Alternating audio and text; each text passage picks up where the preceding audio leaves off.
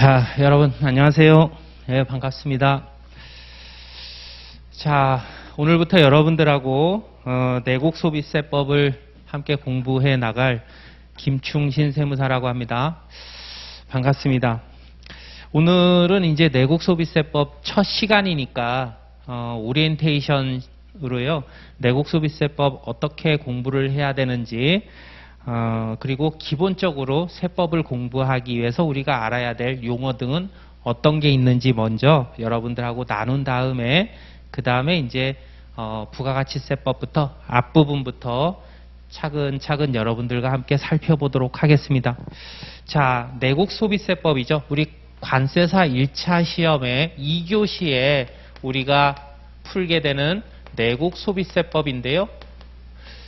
요 내국소비세법은 세 가지의 세법 과목으로 구성이 되어 있습니다. 첫 번째가 부가가치세고요. 부가가치세법. 그 다음이 개별소비세법. 그 다음에 마지막으로 주세법. 이렇게 세 가지 세법의 과목, 줄여서 세목이라고 하죠. 그래서 세 가지 세목으로 이루어져 있고요. 다른 과목하고 마찬가지로 40문제 객관식 오지선다형으로 출제가 되죠. 부가가치세법에서는 몇 문제 출제가 되죠? 30문제, 그죠? 개별소비세법, 주세법에서 5문제씩 이렇게 출제가 되는데 한 2년 전에 주세법의 개정이 일어나면서 주세법에서 아주 복잡하고 지저분한 내용이 다 떨어져 나갔습니다. 그래서 주세법에서는 별로 출제할 만한 내용들이 이제 몇 개 안 남았어요. 그래서 요즘의 경향은요. 주세법의 세법 개정 이후부터는 개별소비세법에서 6문제, 주세법에서 4문제 이렇게 출제가 되고 있고 이 중에 이제 계산형 문제 있죠. 뭐 더하기 빼기 해가지고 풀어야 되는 계산형 문제가 요 중에 한 5개에서 6문제 정도. 여기다 같이 쓸까요? 계산형은 평균 한 5에서 6문제 정도 요렇게 출제가 되고 있습니다. 자, 그런데 내국소비세법뿐만 아니라 모든 시험에서는요. 난이도 조절을 하게 되어 있어요. 난이도 조절. 그래서 40문제를 전부 다 어려운 난이도 상으로 출제할 수도 없고요. 전부 다 쉬운 난이도 하로 출제할 수도 없습니다. 그래서 난이도 조정을 하는데 난이도 조정은 왜 하는 거예요? 열심히 공부한 학생들이 좋은 성적으로 합격할 수 있도록 하기 위해서 난이도 조정을 하는 거죠.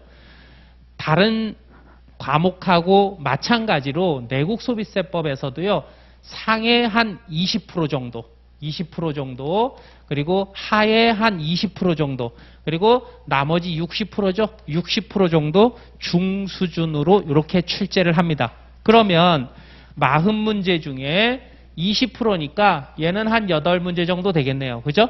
얘도 한 8문제 정도 되고 그 다음에 얘는 24문제 요 정도 되겠네요. 그죠?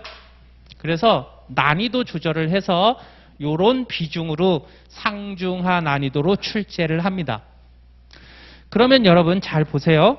자, 우리가 합격을 하기 위해서는 평균 몇 점을 맞으면 되는 거예요?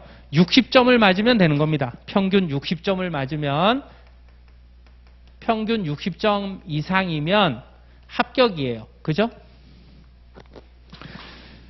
그러면 우리가 굳이 구석지구 풀을 알고 있다 그래도 푸는데 너무 오랜 시간이 걸려.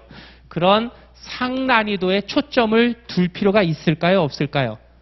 없습니다. 그죠? 일반적으로 그냥 읽으면 답을 찾아낼 수 있는 하난이도와 그리고 어느 정도 공부했을 때 맞출 수 있는 중난이도 정도만 우리가 다 맞으면 이게 몇 점이다? 80점이다. 이거 틀렸다 그래서 당락에 영향을 주지 않습니다. 그래서 우리는 어디에다가 초점을 맞춰야 되냐면 기본적이고 늘상 출제가 되는 요 중난이도와 하난이도, 이건 그냥 던져주는 거죠. 여러분들 그동안 열심히 공부하시느라고 수고 많으셨어요. 요거 기분 좋게 푸세요 하고 던져주는 겁니다. 그래서 얘하고얘만 초점을 맞춰서 얘네들만 다 맞아도 몇 점이다? 80점이다. 20점이 남네요. 그죠? 그래서 우리는 내국 소비세법을 여러분들하고 이제 살펴볼 텐데, 초점은 여러분들 어디에 두시면서 정리를 해라? 중난이도와 하난이도에 초점을 둬서 정리를 해라. 자, 제가 수업 시간에 3가지 색깔의 볼펜 연필을 쓰도록 합니다. 그래서 여러분들 제가 수업을 하면서 연필로 체크하세요, 밑줄 치세요, 묶으세요. 이렇게, 자, 밑줄 칩니다, 묶습니다, 이렇게 얘기를 하고요. 또 여러분들 빨간색으로 체크하세요, 밑줄 치세요, 묶으세요. 또 파란색으로, 요거는 파란색으로 체크하세요, 밑줄 치세요, 묶으세요. 이렇게 설명을 드리거든요. 그러면 여러분들은 뭐를 중심으로 해서 정리를 하면 된다? 연필로 체크하는 거하고 빨간색으로 체크하는 거, 요거를 중점적으로 먼저 우선순위를 두고 정리를 하시면 됩니다. 제가 수업 시간에 시간 관계상 연필로 체크하세요, 밑줄 치세요, 묶으세요 라는 얘기는 안 하고 넘어갈 때도 있습니다. 그러면 여러분들은 어떻게 하셔야 되느냐? 제가 교재에 어떤 부분을 설명하거나 읽어요. 그러면 그게 연필로 체크하거나 연필로 밑줄 치거나 연필로 묶어야 되는 부분이다. 그래서 제가 설명을 하거나 읽는 부분은 여러분들이 연필로 다 체크를 해서 그 부분과 빨간색으로 체크하라는 얘기는 제가 반드시 합니다. 그래서 빨간색으로 체크하라는 부분을 집중적으로 여러분들이 복습하시면 되고, 그리고 파란색으로 체크하세요, 밑줄 치세요, 묶으세요 라고 얘기한 부분들은요, 요거는 심화 시간에 얘기를 여러분들하고 나눌 텐데요. 얘는 지금 보면 모를 수도 있어요. 그런데 여러분들이 연필로 체크하고 빨간색으로 체크한 것을 한 3회독 내지 4회독 정도 하잖아요. 그러면 그 이후에 얘는 이런 내용이구나 라는 게 보일 겁니다. 그래서 지금 달려들 필요는 없다. 나중에 얘네를 우선적으로 정리한 다음에 그 다음에 기본적인 실력이 쌓였을 때 얘네들을 공부할 거다. 이렇게 진행을 할 겁니다. 자, 그리고 제가 설명회 때 강조를 했는데, 우리 내국 소비세법은 제가 수업 시간에 어떤 전략으로 수업을 진행을 한다? 2080 전략으로 2080 전략을 가지고 수업을 진행한다. 결국은 나중에 여러분들이 시험을 2교시 때 시험을 볼 때 요 내국 소비세법은 얘는 20분 동안 문제를 풀고요. 몇 점을 맞는 걸 목표로 한다? 80점을 맞는 걸 목표로 한다. 자, 그러면 20분 동안 풀고 80점 맞는 목표를 하면, 그러면 자, 여기에 마킹 시간이 포함될 수도 있고요. 뭐 마킹 시간 5분 별도로 줄 수도 있습니다. 자, 그러면 내국 소비세법 40분 중에 20분 쓰는 거잖아요. 그러니까 몇 분이 남아요? 남는 시간이, 요게 남는 시간이 20분 정도 또는 15분 정도 이렇게 남습니다. 15분에서 20분 정도 이렇게 남는 거죠. 그죠? 자, 그러면 얘를 어디다가 무슨 문제 푸는데 쓰면 된다? 얘를 회계학 문제 푸는데 사용을 하면 된다. 이 시간을. 그러면 회계학은 40점 여러분들 맞는 게 목표잖아요. 그죠? 40점 넘기는 게 목표잖아요. 자, 이렇게 더 문제를 풀 수 있는 시간을 확보해주면 회계학은 평균 50점 이상은 여러분들이 맞을 수 있을 거다.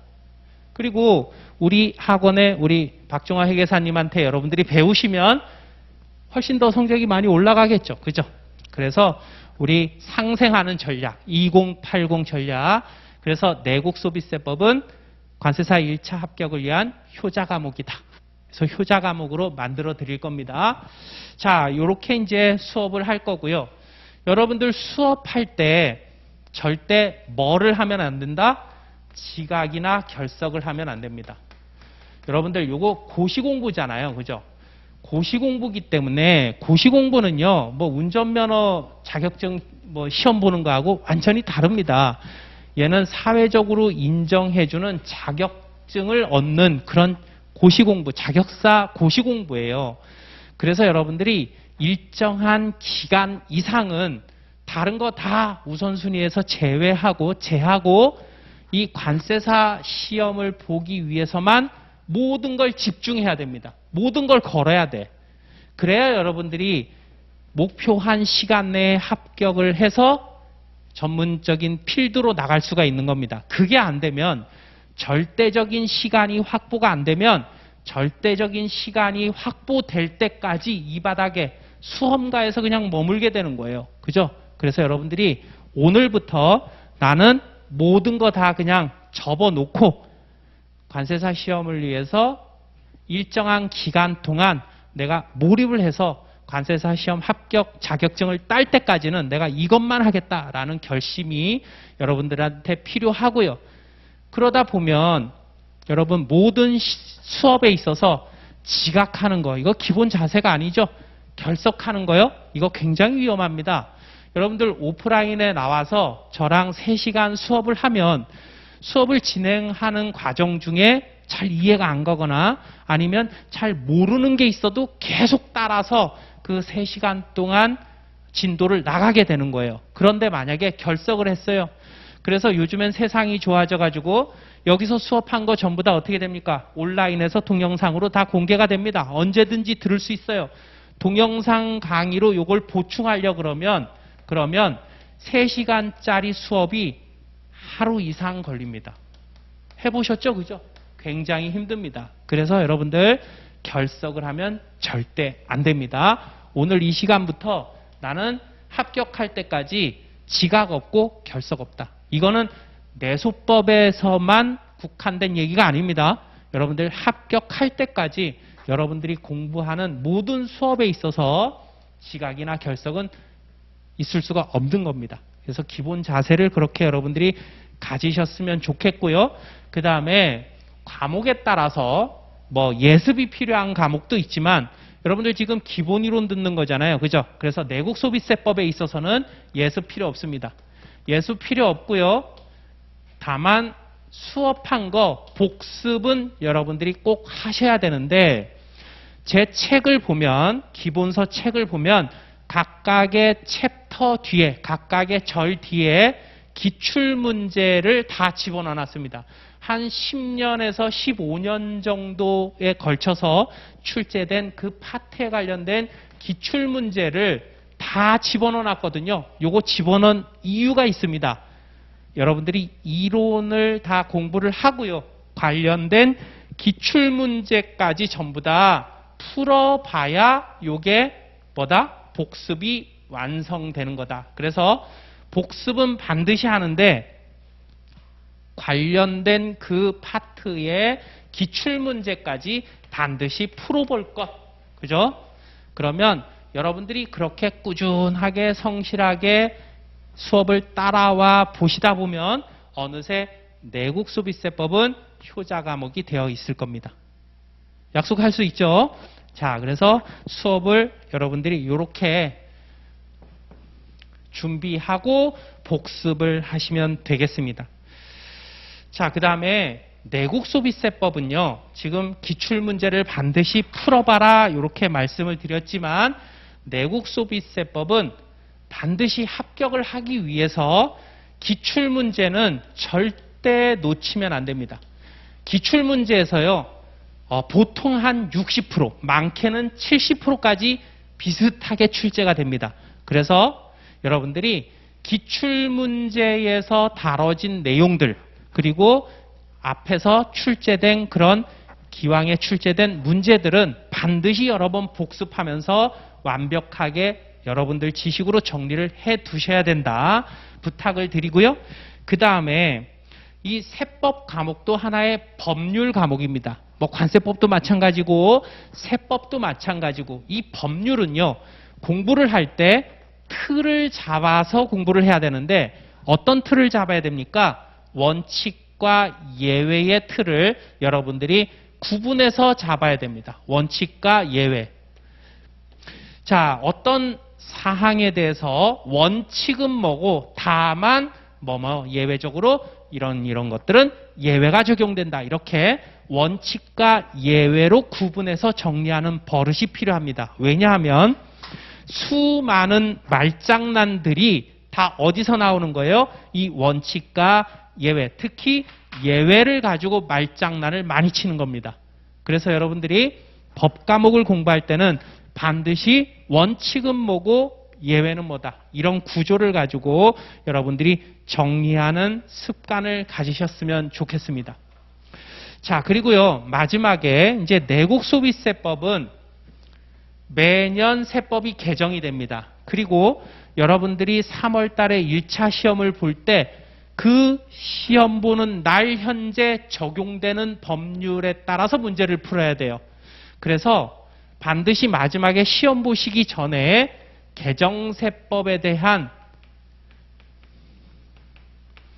특강을 할 텐데 요거는 반드시 여러분들이 오프라인이든 온라인이든 세법 개정 내용에 대해서는 반드시 여러분들이 업데이트를 해 놓으셔야 됩니다. 그래서 내국소비세법에 대해서 내국소비세법을 우리가 어떻게 공부하는지, 공부를 할 건지, 그리고 목표는 어떻게 목표를 가지고 우리가 진행을 할지, 수업은 어떤 방식으로 이루어질지, 그리고 어느 부분을 정리를 해야 되는지, 수업에 임하는 자세와 그 다음에 수업을 마지막 듣고 복습하는 부분까지 여러분들한테 간략하게 설명을 드렸습니다. 자, 요거요 굉장히 중요한 얘기예요. 중요한 얘기니까 여러분들이 합격을 하시는 그 날까지, 1차 합격을 하시는 그 날까지 꼭 머릿속에 품고요. 가슴속에 품고 머리에 담고 잊지 마시고 하나하나 여러분들이 따라와 주시기를 바랍니다. 그러면 누구보다도 더 빠르고 정확하게 여러분들이 1차 합격을 할 수 있으리라 확신을 합니다. 자, 내소법 수업 진행하는 방법에 대해서는 여기까지 하고요. 그 다음에 이제 우리가 수업 진행을 부가가치세법부터 개별소비세법, 주세법 이런 순서대로 진행을 할 텐데, 그런데 교재로 부가가치세법을 살펴보기 전에 세법을 공부할 때 여러분들이 반드시 알아야 되는 기본 사항들, 용어 이런 것들부터 여러분들하고 조금 정리를 한 다음에 그 다음에 부가가치세법으로 넘어가도록 하겠습니다. 자, 여러분들 요거 오리엔테이션 자료 다 받으셨죠? 내소법 기본사항 이렇게 되어 있는 거 다 받으셨죠? 자, 그 핸드아웃을 한번 보도록 하겠습니다. 내소법 기본사항.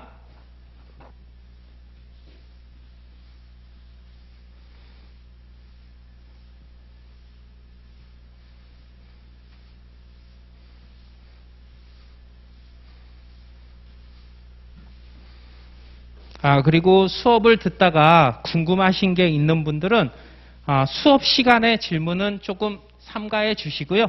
다른 학생들도 집중해서 듣고 있는데 중간에 질문을 하면 맥이 끊길 수가 있잖아요. 그래서 수업 시간에는 조금 참으셨다가 수업 끝나거나 아니면 집에 가서 복습하시다가 궁금한 게 있거나 그러면 수업하는 날에는 여기 강사 대기실에 있습니다. 대기실이 있어요. 2층에. 그래서 강사 대기실에 제가 있으니까 거기 와서 여러분들이 질문을 하시면 되고, 만약에 수업하는 날이 내국소비세법 수업이 없는 날이라 그러면 학원 홈페이지 있죠. 홈페이지에 여러분들이 질문을 올려놓으시면 제가 하루나 이틀 정도에 매번 확인을 하거든요. 그래서 확인을 하는 대로 답변을 드리도록 하겠습니다.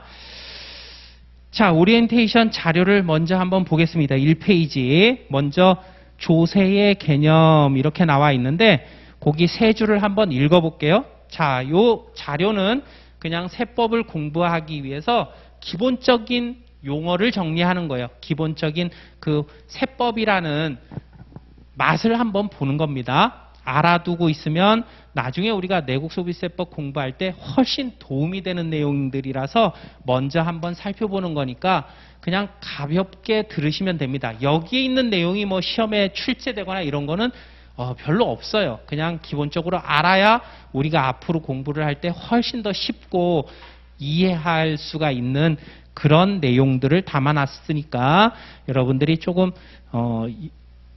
편하게 부담 갖지 말고 부담 없이 들었으면 좋겠습니다. 자, 거기 조세 개념 세 줄이 나오는데 한번 읽어볼까요? 조세란 국가 또는 지방자치단체가 그의 경비 충당을 위한 재정 수입 조달을 할 목적으로 법률에 규정된 과세 요건을 충족한 모든 자에게 직접적인 반대급부 없이 부과하는 금전급부를 말한다. 이렇게 되어 있죠. 먼저 그 조세의 개념에서 조세라는 용어가 나오는데 조세는 그냥 세금이다 이렇게 생각하시면 됩니다. 옛날에는 세금을 쌀로 냈다면서요. 그죠? 그래서 조세 이렇게 불렀는데 이게 오늘날 세금이다 이렇게 생각하시면 됩니다. 자, 세금이 되려면 제가 거기 동그라미를 1, 2, 3, 4, 5 이렇게 붙였습니다. 5가지 특징을 가지고 있는 거죠. 그래서 세금은 국가나 지방자치단체가 경비 충당을 위해서 재정 수입 조달을 목적으로 과세 요건을 충족한 자에게 직접적인 반대급부는 없어요. 그래서 반대급부가 직접적으로는 없지만 걷어들이는 금전급부다. 금전급부는 현금, 돈으로 걷어들이는 것을 얘기합니다. 금전, 그죠? 금전은 현금으로 걷어들이는 걸 얘기해요. 자, 그런데 이게 무슨 얘기냐 하면 세금이라는 건 뭔가요? 세금이라는 거는요, 나라를 운영하기 위해서, 나라를 운영하려면 운영 자금이 필요하잖아요. 그 운영 자금을 나라의 구성 요소인 회원들한테, 나라를 구성하고 있는 회원들한테, 자, 뭐 국민이죠, 그죠? 나라를 구성하고 있는 회원, 국민들입니다. 그 나라의 국민들한테 걷어들이는 거예요. 일종의 국민들한테 나라를 운영하기 위해서 필요한 어떤 운영 자금을 회비 쪽으로 걷는 겁니다. 그러면 그게 세금인데 이런 세금하고 우리가 일반적으로 뭐 크고 작은 모임들이 있잖아요. 뭐 동창회나 뭐 이런 거 있잖아요. 그죠? 그런 모임에서 걷어들이는 회비랑 세금이랑 똑같은 회비의 성격인데 같은 겁니까? 아니면 차이가 있는 겁니까? 자, 세금이 되려면 이런 일반적인 회비와는 달리 이런 5가지의 특징이 있다. 특징을 가진다라는 얘기죠. 그래서 일반 회비와 달리 세금이 되려면 제일 첫 번째가 뭐예요? 이거 걷어들이는 자가 일반적인 그냥 단체가 아니라 국가나 지방자치단체가 걷어들여야 된다는 게 첫 번째 세금의 특징입니다. 그래서 세금을 걷어들이는 과세권자가 그 밑에 제가 표로 정리를 해놨죠. 세금 부과를 하는 그 주체가 국가이거나 지방자치단체가 돼야 그걸 세금이라는 이름을 붙인다. 세금이라고 한다. 그래서 국가나 지방자치단체가 걷어들이는 세금이 아니라 그냥 공공단체가 부과하는 그런 공과금 있죠. 뭐 국민연금이나 건강보험이나 이런 거, 이런 것들은 공과금이지 세금은 아니다. 이런 얘기고요. 자, 그 다음에 두 번째, 세금을 왜 걷는다고요? 나라에서 또는 지방자치단체에서 운영할 때 필요한 그 운영자금을 걷기 위해서. 그래서 운영자금을 걷는 그 재정 수입 조달을 위한 목적으로 걷는 게 세금이다. 이게 두 번째고요. 그러면 세금은 그냥 아무한테나 그냥 돈이 없을 때마다 그냥 막 아무한테나 가가지고 막 모가지 이렇게 비틀어가지고 막 짜내고 막 걷어들이는 게 그게 세금입니까? 그렇지는 않다. 세금을 걷어들이려면 세 번째, 세금을 부과하는 요건을 충족해야 된다. 누구한테 걷어들인다고요? 과세 요건을 충족한 자한테 걷어들인다. 자, 이제 우리가 세법이나 회계학을 공부를 할 텐데 세법이나 회계학에 나오는 용어들의 대부분은요, 전부 다 대부분이 뭐다? 말줄임이다. 말줄임. 여러분 말줄임 줄임말 저보다 더 잘 아시죠, 그죠? 요즘에 막 이렇게 얘기하는 어린 친구들이 얘기하는 거 저 못 알아듣겠더라고요. 뭐 초딩, 중딩 이런 애들이 얘기하는 거 무슨 얘기를 하는지 모르겠더라고요, 그죠? 그래서 말줄임인데 요 말줄임 저보다 여러분들이 더 잘하잖아요. 그래서 회계나 세법에 나오는 생소한 용어들은 다 말줄임 아니야? 이렇게 생각해서 째려보면 답이 다 나오는 것들이 대부분이다. 그죠? 자, 과세 요건을 충족한 자한테 걷어들인다. 이렇게 되어 있는데 과세 요건은 뭡니까? 어떤 말을 줄인 거예요? 세금을 부과하기 위한 요건을 줄인 게 과세 요건입니다. 그래서 아무한테나 세금을 막 걷어들이는 게 아니라 세금 부과하기 위한 요건을 갖춘 자한테 걷어들이는 거예요. 이걸 과세 요건이라 그러고요. 그 특징이 세 번째죠. 그 다음에 네 번째, 반대급부가 있기는 있어요. 반대급부라는 거는 세금을 냈어. 그러면 낸 사람이 얻는 어떤 그 효과, 그죠? 보상 이런 것들을 얘기합니다. 세금을 많이 내면 그러면 뭐 나라가 튼튼해지고 국방이 튼튼해지고 내가 사는 동네가 안전해지고 뭐 이렇게 살기 좋은 윤택해지고 이런 어떤 보상이 있기는 있어요. 그런데 어떤 반대급부가 없는 거예요? 직접적인 반대급부는 없는 겁니다. 간접적인 반대급부는 있다는 거죠. 직접적인 반대급부는 없어요. 반대급부는 있지만 예를 들어서 뭐 내가 세금을 한 달에 100만 원씩 내요.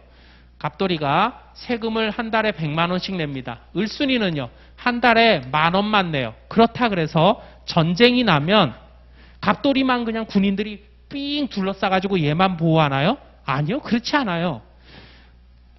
저녁에 밤에 이래 길을 가는데 가로등이 얘한테만 비춰주고 얘는 안 비춰주나요? 아니 그렇지 않습니다. 그냥 다 전쟁이 나면 국민들을 다 보호해 주는 거고 그리고 밤에 동네 골목을 지나갈 때 가로등이 밝게 비춰서 다치지 않게 해주는 겁니다. 보상은 다 있는데 직접적인 보상은 없는 거죠. 간접적인 보상이 있는 거, 그게 뭐다? 세금의 특징입니다. 그게 동그라미 4번이고요. 그리고 세금은 금전으로 내는 거예요. 현금으로, 돈으로. 물건으로 내는 게 아닙니다. 물건으로 내는 걸 물납이라 그래요. 돈으로 내는 걸 금전납부라고 합니다. 그래서 자, 원칙적으로 세금은 돈으로 내는 겁니다. 금전납부예요. 물건으로 내는 거 예외적으로는 원칙적으로는 돈으로 내는 건데 예외적으로 상속세 있죠, 상속세. 어머님, 어머님이 돌아가셨어요. 그래서 아버님, 어머님이 가지고 계신 재산을 제가 물려받았습니다. 그럴 때 내는 세금이 상속세죠, 그죠? 그래서 상속세의 경우에는 현금으로 물려받지 않고 아파트 한 채 이렇게 물려받을 수 있잖아요. 그런데 그거를 현금으로만 무조건 내 그러면 막 아파트 빨리 팔아가지고 6개월 이내에 상속세 내야 되는데, 그죠? 아파트 막 팔아가지고 막 현금화 시켜서 급매해가지고 그래서 내야 된다는 거잖아요. 그러면 가치가 너무 떨어지고 재산상의 피해가 있을 수 있으니까 예외적으로 상속세 같은 경우에는 그냥 아파트 일부분을 세금을 낼 수 있도록 하는, 물건으로 낼 수 있도록 하는 물납을 허용하고 있습니다. 그렇지만 이거는 예외예요. 원칙적으로는 세금은 현금으로 납부를 하는 거다. 그게 동그라미 5번째에 있는 특징입니다. 그래서 제가 표로 정리를 다 해놨죠, 그죠? 자, 여러분들 나머지는 여러분들이 한번 읽어보시고요. 그 다음에 세법의 구조입니다. 세법의 구조. 세법뿐만이 아니라 법은 어떤 구조로 되어 있냐면 일단 법률과 그 다음에 시행령과 시행규칙으로 이루어져 있습니다. 그래서 얘가 한 세트예요. 얘가 어떤 사실에 대해서 그 사건이나 사실은 이런 법을 적용한다라는 법률을 어디에서 만듭니까? 국회에서 만들어요. 국회에서 만들고요. 국회에서 법률을 이렇게 만들 때 100% 다 만들 수는 없잖아요. 그죠? 물론 국회의원들이 각종 전문가들이 국회의원을 하고 있지만 다 세법 전문가는 아니잖아요. 그래서 큰 틀을, 이 규정에 대한 큰 틀을 국회에서 만듭니다. 골격을. 그리고 세부적인 거는 너가 보충해 라고 해서 요거를 행정부에 위임을 합니다. 자, 그래서 어떤 사항에 대해서 법률로 한 요 정도를 이렇게 만드는 거예요. 요 정도를. 그리고 나머지 부분은 요게 한 80% 정도, 80, 90% 정도 이렇게 만든다고 할까요? 나머지 사항은 너가 세부적인 거는 너가 보충해 라고 이렇게 위임을 하죠. 그러면 행정부로 넘어가서 행정부의 수반이 누구예요? 대통령이죠. 대통령의 명령으로 이 부족한 부분을 채웁니다. 그래서 한 요 정도 이렇게 채운다고 할까요? 이 정도? 그래서 한 7%, 5%에서 한 7% 정도 이렇게 채웁니다. 그거를 시행령이라고 하고요. 그 다음에 시행령에서 채우지 못한 나머지 세부적인 부분, 요 부분이죠. 이거 빨간색으로 한번 그려볼까요? 요 부분 부족한 세부적인 부분은 너가 채워 하고 다시 위임을 하는데, 요 위임을 하게 되면 각 분야의 장관의 명령으로 나머지 부분을 채우게 됩니다. 그거를 시행규칙이라고 합니다. 그래서 법률이라는 큰 뼈대 골격에다가 부족한 세부적인 부분을 시행령과 시행규칙으로 채워서 하나의 법규를 만듭니다. 그래서 요게 하나의 세트다.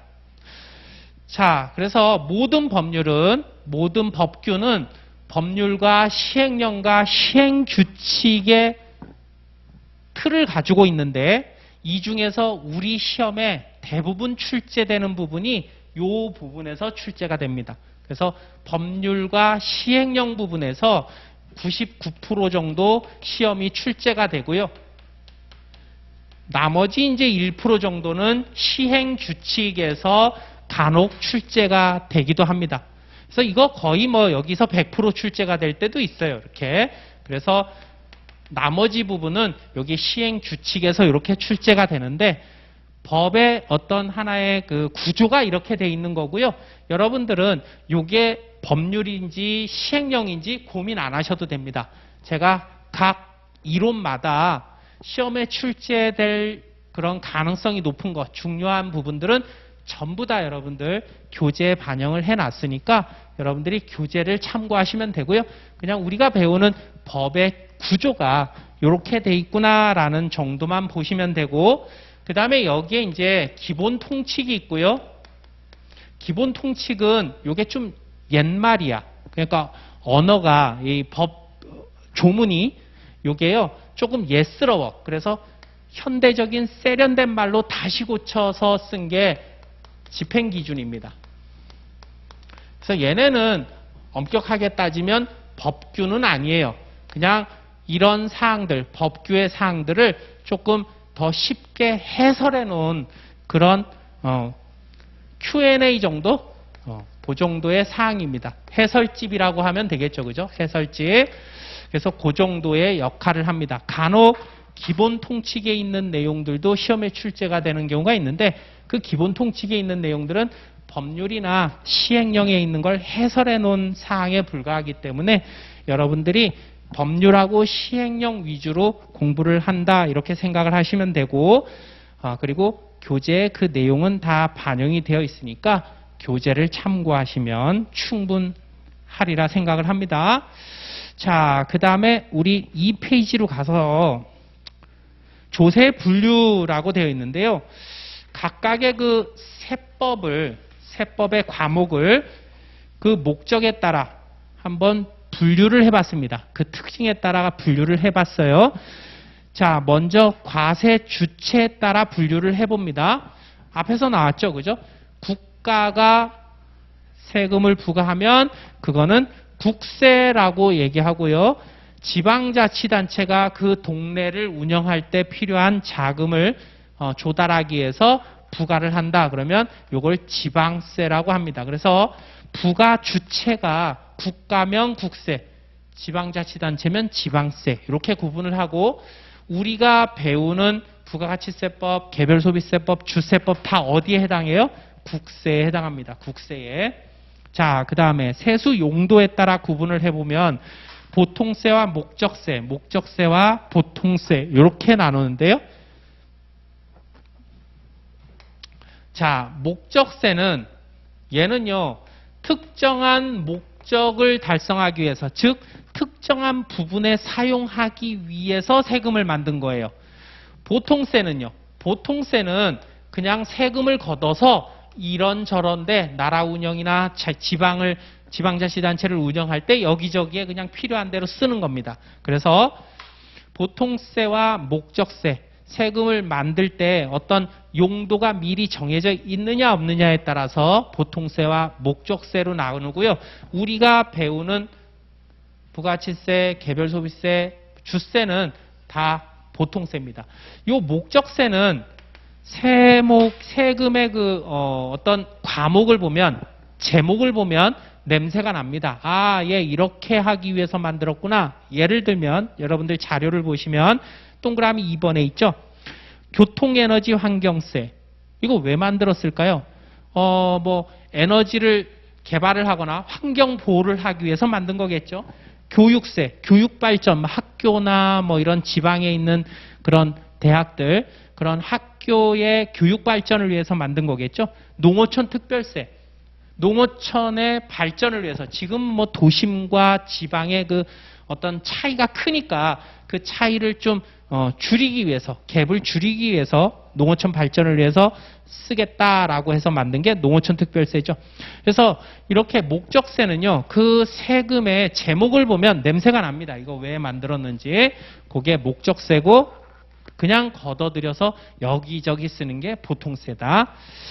전가 여부에 따라서 직접세, 간접세, 직접세로 나누는데요. 전가라는 거, 요거 굉장히 옛날 말이죠. 근데 우리가 어렸을 때 초등학교, 중학교 다닐 때 선생님한테 꾸지람 들으면서 이런 얘기를 들은 적이 있을 거예요. 야, 너 이 녀석, 너 책임을 남한테 전가할 거야? 이런 얘기 들은 적이 있죠? 그죠? 있어요. 그래서 전가라는 건 다른 사람한테 떠민다, 떠넘긴다 이런 의미예요. 그래서 전가 여부에 따라서 직접세와 간접세로 이렇게 구분을 하는데요. 직접세는요, 내가 내야 될 세금 다른 사람한테 떠넘기지 않고 내가 내는 겁니다. 그게 직접세고, 간접세는요, 내가 내야 되는 세금 다른 사람한테 떠넘기는 거예요. 요거를 세법 용어로 좀 정리를 하면 이렇게 됩니다. 직접세는 세금을 납부할 의무가 있는 자, 납세 의무자죠. 그런데 그 내야 될 세금을 직접 자기 주머니에서 꺼내가지고 세금을 부담하는 자, 담세자죠. 그래서 직접세는요, 납세 의무자와 담세자가 같습니다. 그런데 간접세는요, 납세 의무자하고 담세자하고 서로 다르다. 왜요? 얘는 전가를 했거든요. 갑돌이가 납세 의무자고 담세자가 누구예요? 여기다 쓰지 말고 이렇게 합시다. 얘는 납세 의무자가 갑돌이고 담세자가 을순인 거야. 덤인 거예요. 얘는요, 납세 의무자도 갑돌이고 그 세금 내는 것도 갑돌이야. 그래서 얘는 전가가 안 된 거죠. 그죠? 전가가 안 되는 게 직접세입니다. 이해하셨죠? 무슨 얘기인지? 그림으로 한 번 더 그려볼까요? 여기 이제 과세관청이 있어요. 과세관청. 세무서, 국세청 이런 과세관청입니다. 자, 여기에 이제 갑돌이가 있는데 얘가 누구예요? 납세 의무자예요. 세금을 어쨌든 간에 세무서에 납부할 의무가 있는 자입니다. 그런데 요 세금을 누가 직접 부담해요? 갑돌이가 부담을 하는 거예요. 그러면 납세 의무자하고 담세자하고 일치하네요. 그죠? 그러니까 이렇게 일치하는 세금은 무슨 세금이다? 직접세의 성격을 가지고 있다. 직접세.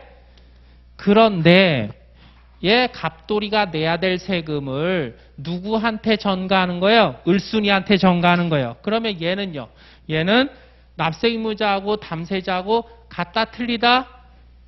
다르다. 그죠? 그래서 이렇게 전가가 되는 세금, 요걸 뭐라 그런다? 간접세라 그런다. 이렇게 얘기하면 여러분들 어떤 생각을 하시냐면, 야, 어떤 등신이, 이게 얘가 내야 될 걸, 코 질질 흐르면서, 그거 내가 낼게. 이러고 대신 내주냐. 이런 등신이 어딨냐, 이런 등신이. 이렇게 생각하겠죠. 그죠? 그런데 여러분들이나 저나 다 이런 등신입니다. 그죠? 이런 세금이 있다는 거죠. 우리가 배우는 부가가치세법, 개별소비세법, 주세법 다 뭐다? 다 간접세다. 간접세. 다 간접세입니다. 자, 요게 이제 전가 여부에 따라서 나눈 거고요. 요 그림은 여러분들 그 3페이지에 정리하고 직접세와 간접세하고 칸이 비어 있죠? 거기다가 요 그림을 여러분들이 그려 넣으면 되겠습니다. 요거를 여기까지죠. 이렇게. 그래서 거기에 그려 넣으시고요.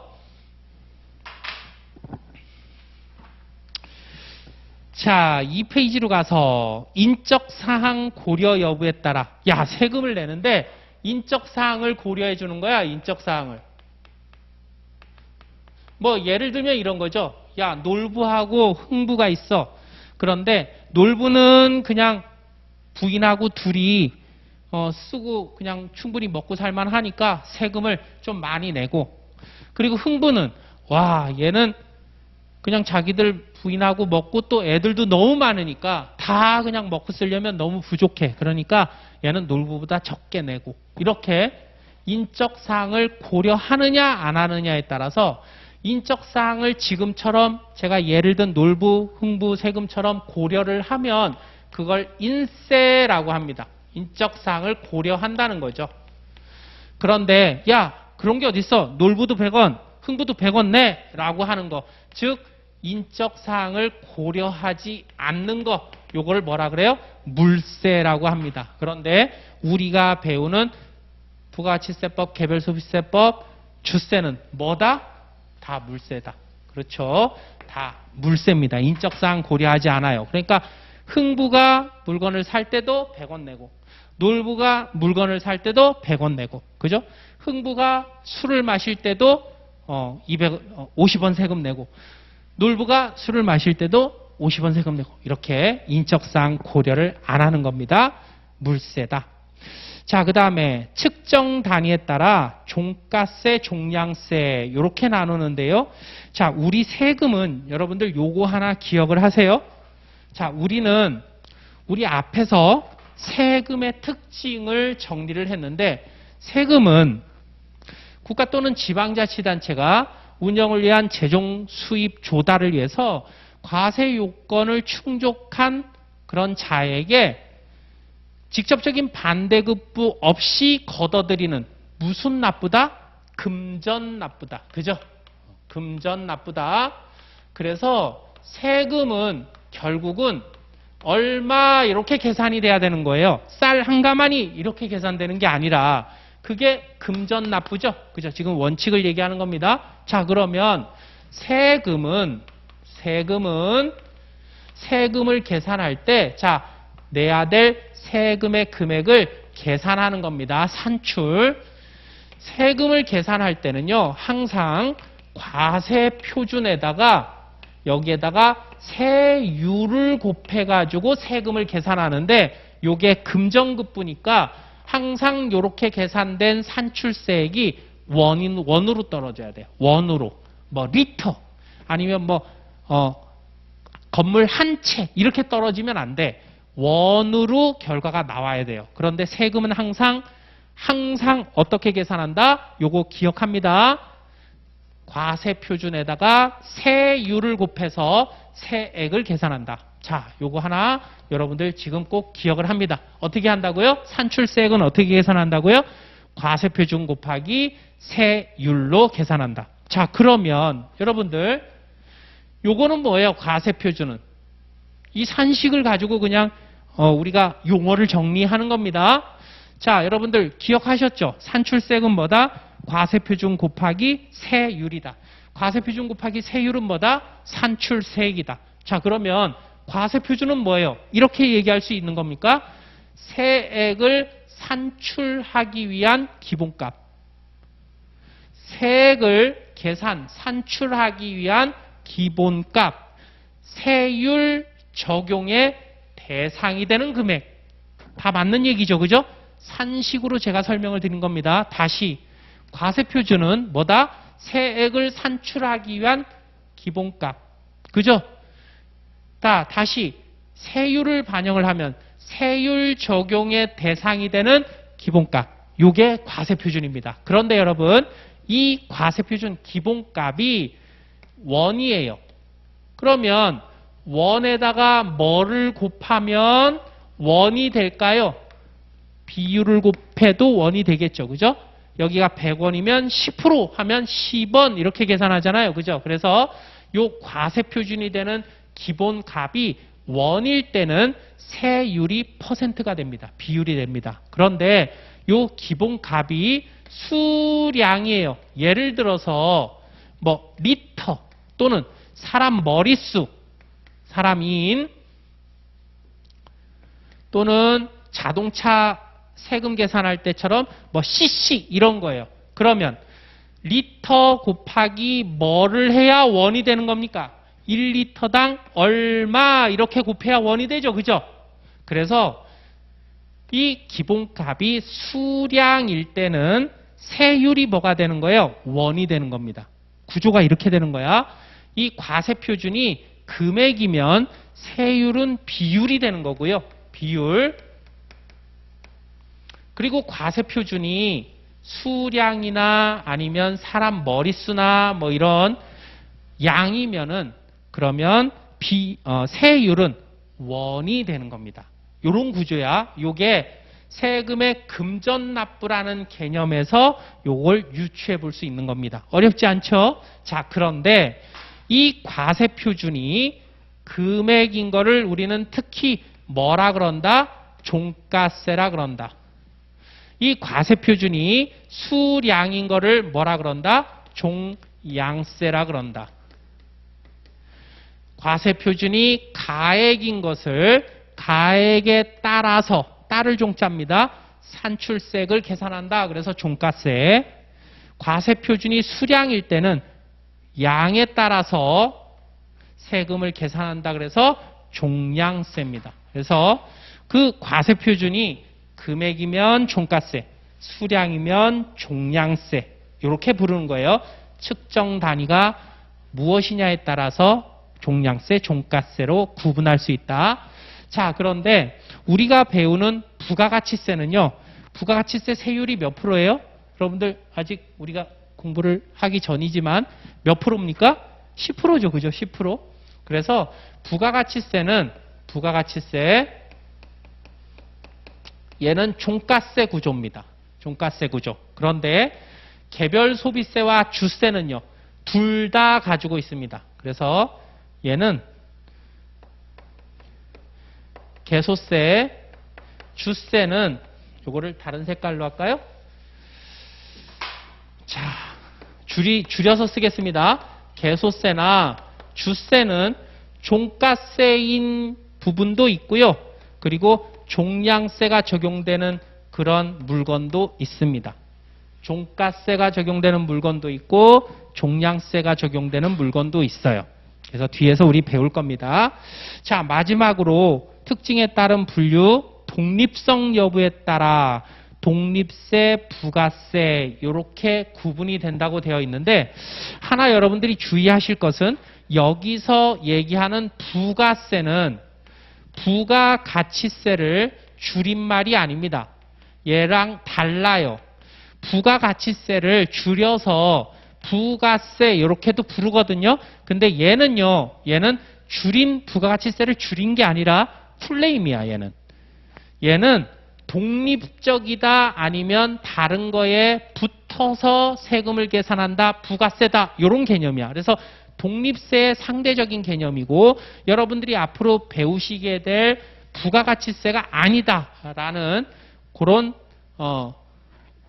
특징을 여러분들이 미리 한번 생각을 해 두시고요. 주의하시고 자, 독립세는 그러면 뭐예요? 독립세는요. 세금을 계산하기 위한 그 근원이 자체적으로 있는 거예요. 예를 들면 세금을 계산하기 위한 그 대상은 여러 가지가 있을 수가 있습니다. 아까 제가 상속세를 잠깐 설명을 드렸는데 상속세는요. 상속받은 재산이 세금을 계산하기 위한 대상이야. 근원이야. 소득세, 법인세는요. 개인이나 법인이 벌어들인 소득이 과세 대상이야. 이렇게 과세 대상이 자체적으로 있는 세금을 독립세라 그러고요. 그게 아니라 나는 독립세가 100원 이렇게 계산이 됐어요. 그러면 나도 이 독립세에 20% 해서 나 그러면 20원 이렇게 계산하는 게 뭐예요? 그게 부가세입니다. 엄마 세금, 아기 세금 이런 거죠. 엄마가 손 붙잡고서 슈퍼에 들어가면 아이도 슈퍼에 들어가는 거예요. 엄마가 계란 한 판을 사요. 슈퍼에 들어가면. 그러면 아기도 엄마 나도 사탕 하나 이렇게 해서 사탕 하나 사는 거예요. 그죠? 그래서 독립세에 따라다니면서 독립세의 일정한 비율만큼 일정한 그 퍼센트만큼 세금을 그냥 계산하는 것. 자체적인 근원은 없어요. 독립세의 몇 프로 이렇게 계산하는 거를 독립세에 붙어 다니는 종속된 세금이라는 의미에서 부가세 이렇게 부릅니다. 여러분들 우리가 배우는 그 모든 세금은 다 뭐예요? 독립세입니다. 독립세. 그래서 나중에 제가 예를 하나 가지고 왔는데요. 3페이지 보시면 맨 밑에 독립세와 부가세 이렇게 제가 메모를 하나 해놨죠. 그래서 우리 주세에서 맥주에 대한 세금을 배울 텐데요.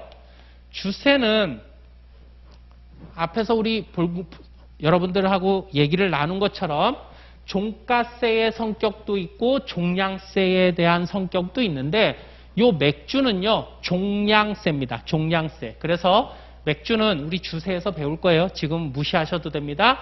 1리터당 세금이 올해 기준으로 여러분들이 시험 볼 때 기준으로 얼마냐면 88만 5,700원이에요. 그래서 맥주 1리터를 출고했다라고 하면 그러면 주세가 얼마예요? 88만 5,700원이 이렇게 주세가 이렇게 부과가 됩니다. 자, 그러면 맥주에 대한 주세, 그러니까 주세가 부과가 되면 얘가 이제 독립세인 거죠. 여기에 덧붙여서 교육세가 계산이 되는데 이 교육세는요. 주세의 20%입니다. 얘는 주세가 계산되면 여기에 20%가 딱 붙는 게 그게 30%죠. 주세의 30%입니다. 30%의 주세의 30% 딱 붙는 게 뭐예요?